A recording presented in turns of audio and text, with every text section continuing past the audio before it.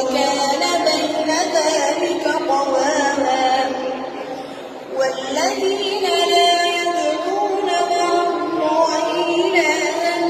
آخر ولا يقتلون النفس التي حرم الله إلا بالحق ولا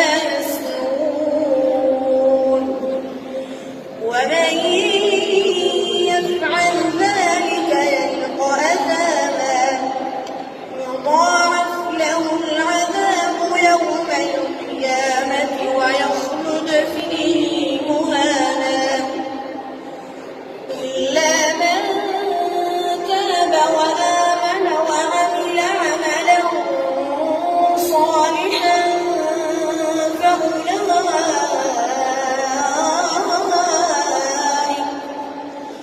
فأولئك